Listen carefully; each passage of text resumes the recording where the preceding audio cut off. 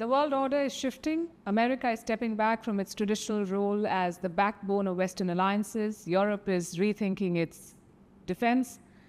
And the global attention is turning to Asia. How will this region navigate the rapidly changing geopolitical landscape? To discuss this and more, I have with me Dr. Kyung-wha Kang, the President and CEO of the Asia Society. Dr. Kang, welcome to Firstpost. Thank you for having me. We live at a time when there's a considerable churn in the world. Alliances are shifting, power dynamics are shifting. How do you think Asia is positioned to handle this churn?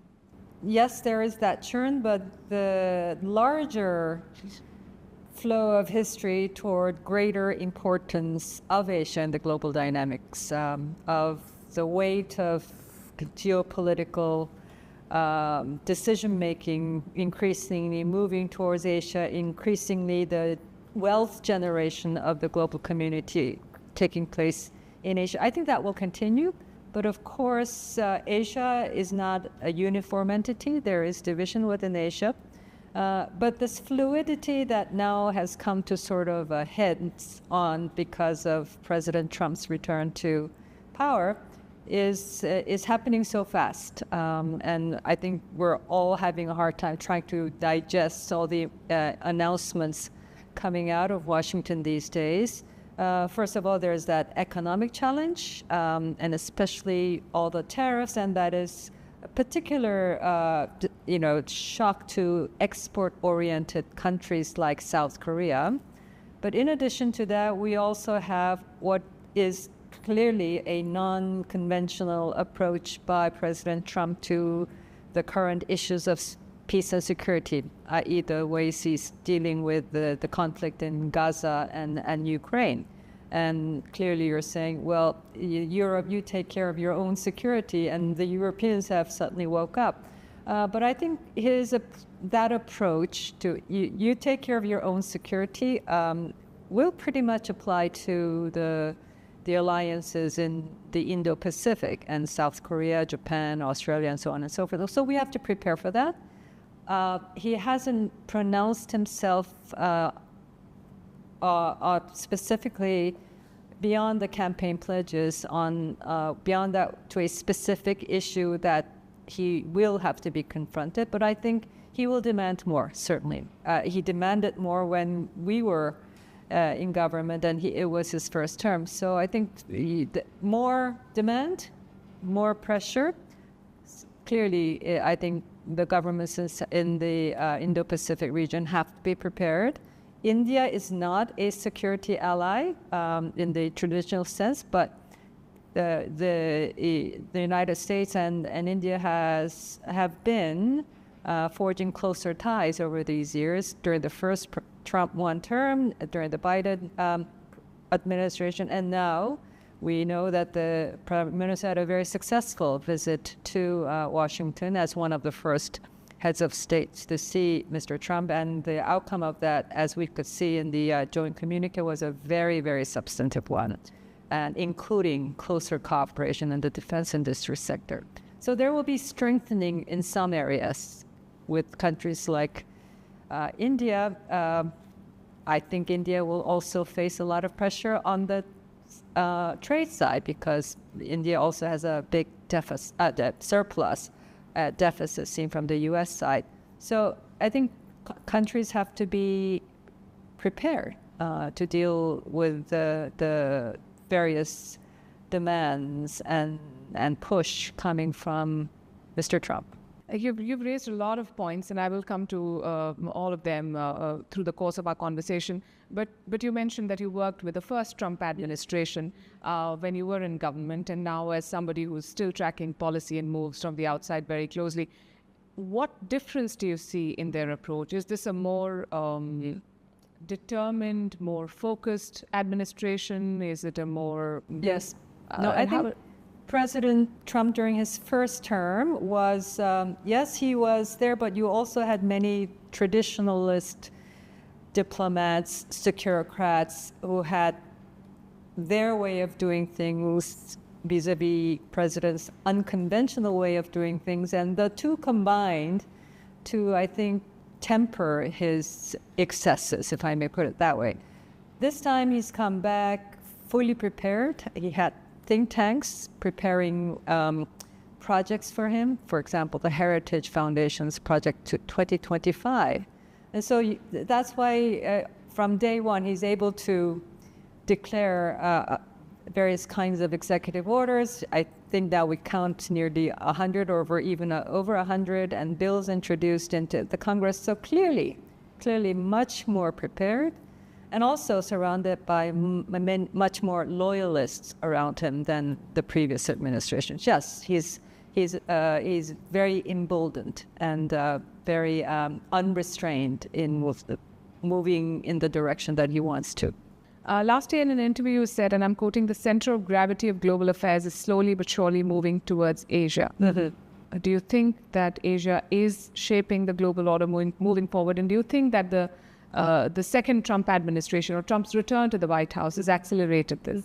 The U.S. pivot to Asia has been happening since the Obama administration.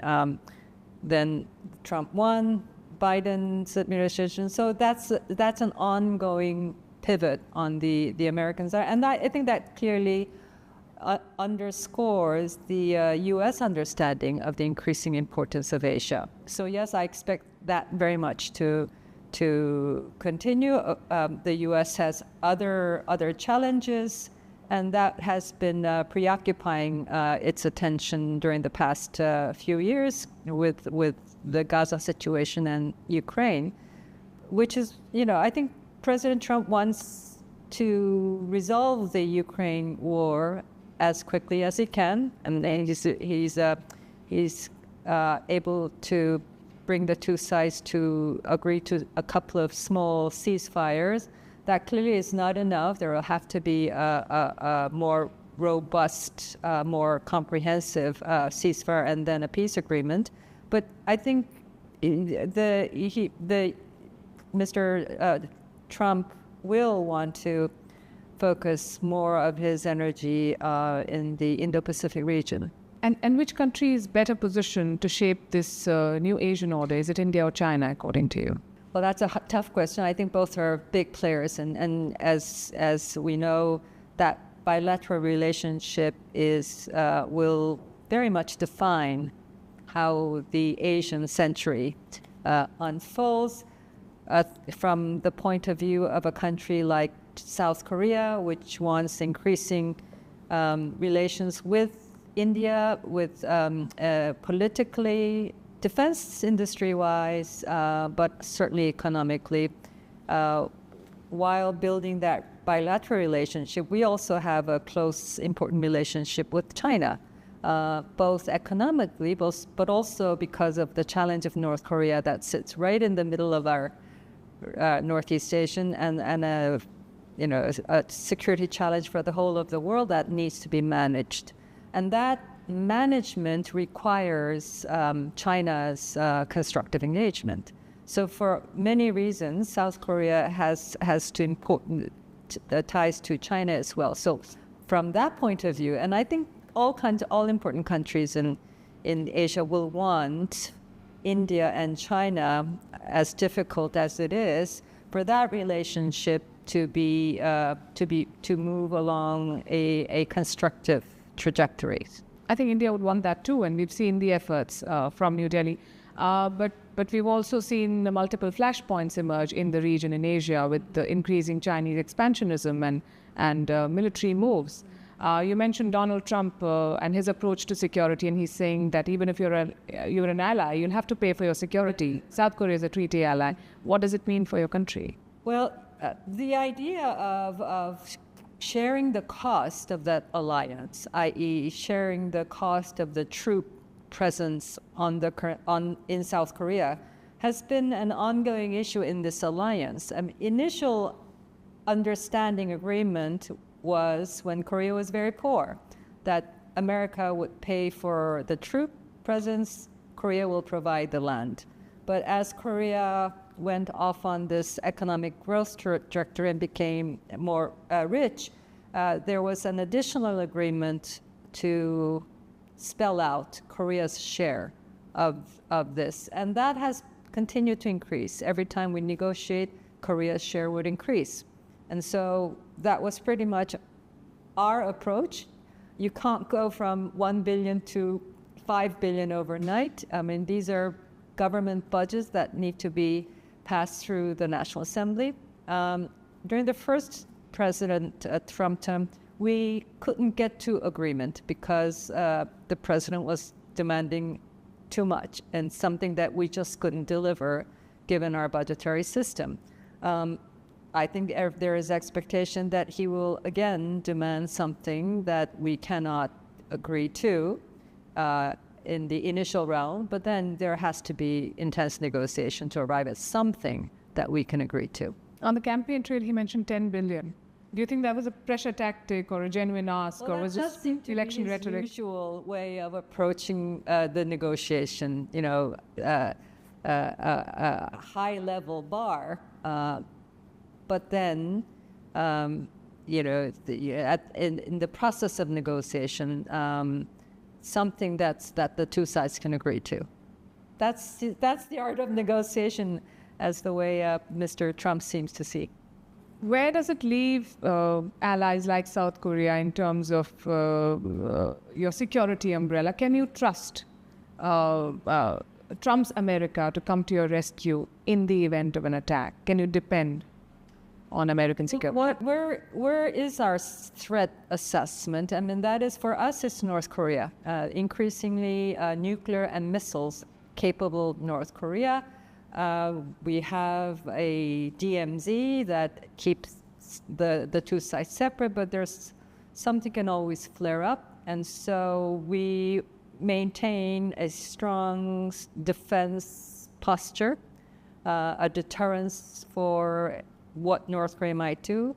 And we believe that that is there not just for our defense, but also for the security interest of the United States. If something happens on the Korean Peninsula and North Korea demonstrates its weapons of mass destruction capabilities, not just in terms of testing, but the real use of that in a real conflict, that will be devastating for the U.S.-led security order, the U.S.-owned security interests. So I would think that defense and of South Korea and the world beyond is also in the interest of the United States. And this is the whole idea of a joint security deterrence posture between the U.S. troops, between the U.S. security presence on the Korean Peninsula and the South Korean military. So I know that's a roundabout way, but the point is that threat is a shared threat, and if that threat materializes as something real, it's in the interest of both countries to fight against it together. The U.S. Energy Department recently placed South Korea in the category of sensitive countries, and other countries in this category include Iran and North Korea and Russia. Do you think that was a logistical mix-up, or was it a message to Seoul? On that point, I only know what's in the news. I think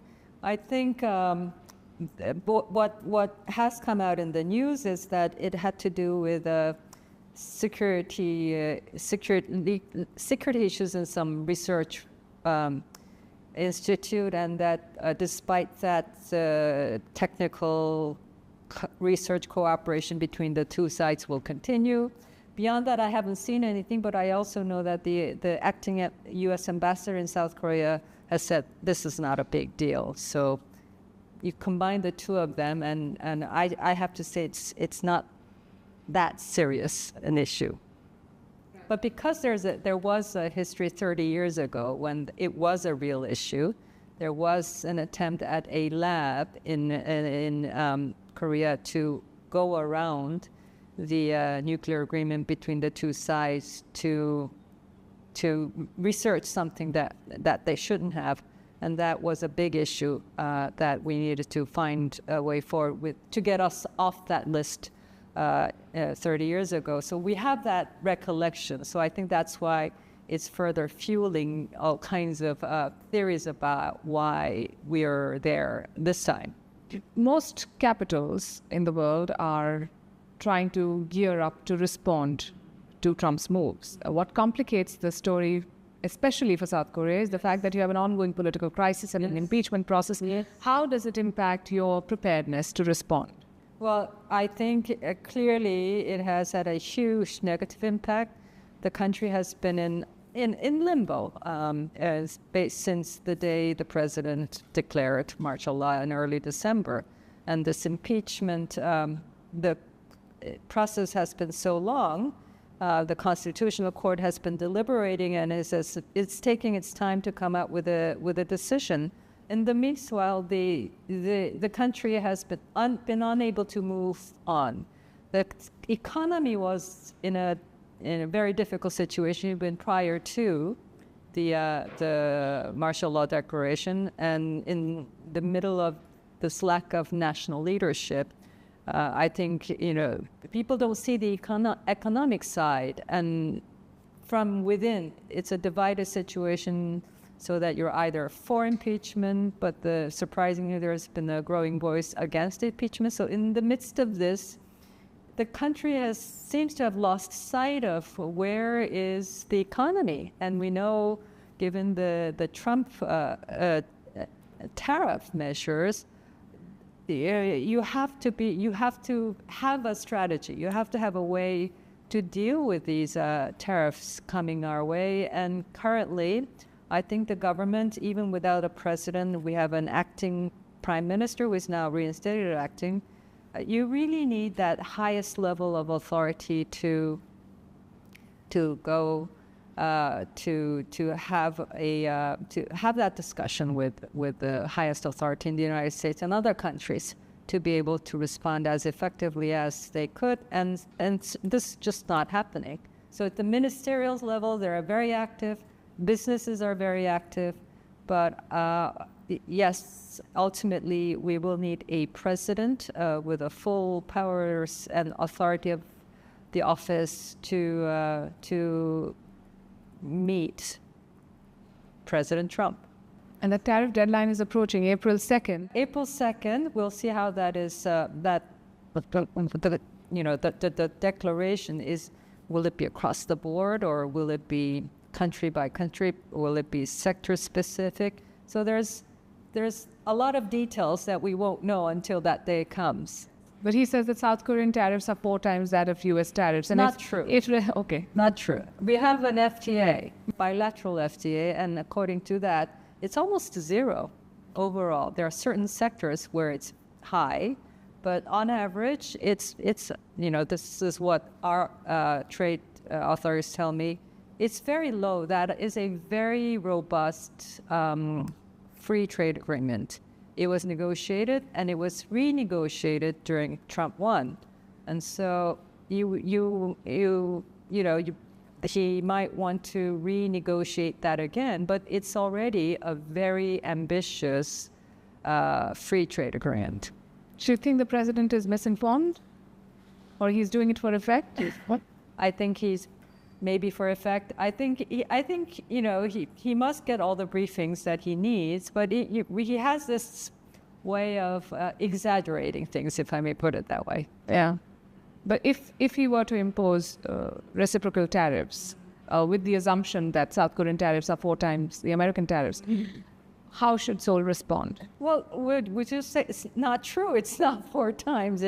We're nearly zero, and I think you need to start with the facts. Where the tariffs are currently. With the way things are moving, and partners like India and South Korea, we are also, both countries are American partners, both countries also work together with each other.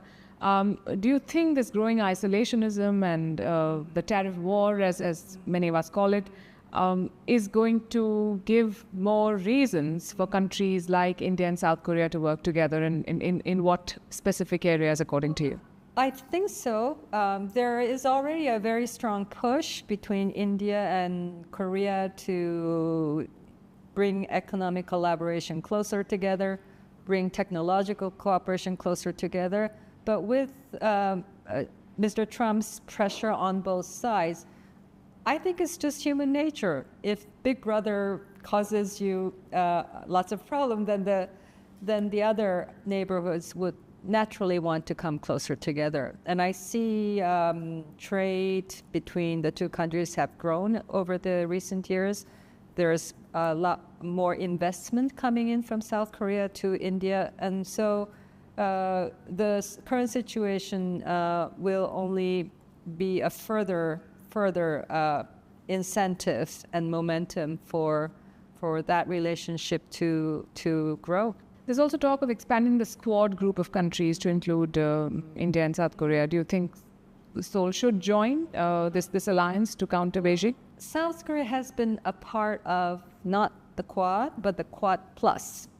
I think beginning with the COVID days when the Quad invited a couple of other countries to discuss how do we better respond to the COVID situation. So Korea is part of the Quad Plus on issues of public health, on climate change. So in functional areas, I think Korea will continue to be very happy to be a part of it. But I don't know if, and I'm not part of the government, and I don't know what the thinking is within the South Korean government to expand that, to deepen that to more areas, including security dialogue. I don't know. Do you think that, I was talking about Squad, but since you mentioned Quad, Squad, yes. The Squad issue is something rather sudden, and I think the India and South Korea has been invited. My sense is that it's not a policy as such from the Philippine government that I announced this. Therefore I don't think it's something that has the Indian or the South Korean government closely analyzing and considering whether they should join this or not. It seems almost like an off-the-cuff suggestion at the Rasina dialogue, I understand. And so I don't, my bet was it's not some serious issue that is being thought through in Seoul or here in New Delhi. As Minister Jaishankar said, he was asked that question in our conversation. Would India join the Quad? And he said, we're happy with Quad. Yes. And you see a larger role for South Korea in the Quad? I think functional areas as they expand, the standing line of the Korean government is that we appreciate the role of the Quad in strengthening peace and prosperity in the region, and we're very happy to take part in these functional areas where we as a country have capabilities. And that's the official line. I don't know if there's any further thinking beyond that. But officially, even the Quad partners say that they are just working together and cooperating in various areas. But Beijing sees it as an anti-China alliance and sees a military dimension to it as well. I think the Quad is seen from China's perspective is clearly, it is seen that way. But the Quad Plus, our whole idea of the Indo-Pacific strategy is it has to be, it has to be an inclusive and open and transparent. And I don't think from the South Korean government that our participation in the Quad Plus has the undercurrent of a containment of China. You mentioned having a conversation with Minister Jaishankar, and in that conversation you also hailed India's policy of non-alignment and strategic autonomy. How do you see Prime Minister Modi's approach to foreign policy and the way he has shaped India's relationship with the world? I think very admirable.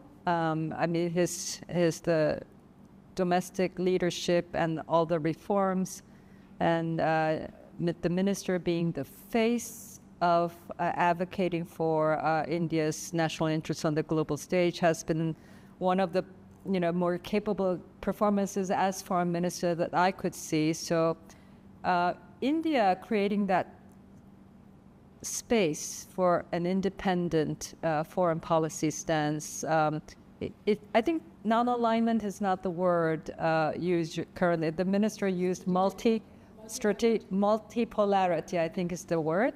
But, and that ability to create these new, capturing the fluidity in these conceptual terms, I think is a clear indication of India's, if I may put it, creativity. And with that creativity, creating this space, autonomous, strategic space for strategic autonomy and multipolarity. So yes, I think lots of people are looking at India's playbook to see how we position ourselves in this changing global dynamics. And India works with all sides, with the Russians, with the Americans, with the Europeans, with countries in the global south. Do you think India has a greater role to play in resolving some of the conflicts that we see in Gaza, Ukraine, elsewhere? I think generally speaking, yes. I think, but in terms of the specificities of the conflict, every one of these conflicts have so much history, so many players in and out. So I can't say for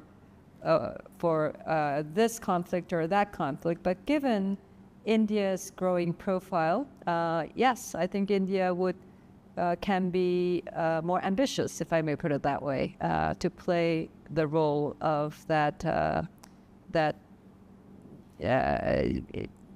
bridge builder or facilitator, or facilitator may be the best word to use at this point. Dr. Kang, we see headlines all the time, some very dramatic ones that say this is the end of globalization, American isolationism, the world is more divided than ever before, and there may be some truth to some of those things. As someone who has both studied and shaped foreign policy for years, how do you see our world today? And did you see some of the moves that we are seeing right now? Did you see them coming? Or well, I can't say. When I was foreign minister for 4 years, I would not have expected the world as it today. I would not have expected Gaza to be, the Middle East to be the way it is, or Ukraine to be the way it is. So the idea of predicting how this world will go is a tall order. But I think we can expect increasing fragmentation, increasing divisiveness, and therefore the role of diplomats and foreign policy experts. I have to believe nobody wants war. That is a fundamental premise on we do diplomacy, and so therefore, we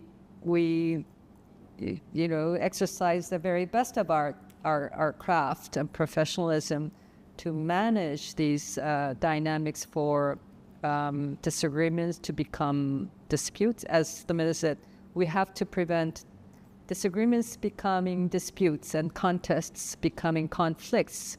And I think he nailed the challenge of diplomacy and foreign policy on his head with that statement. And that's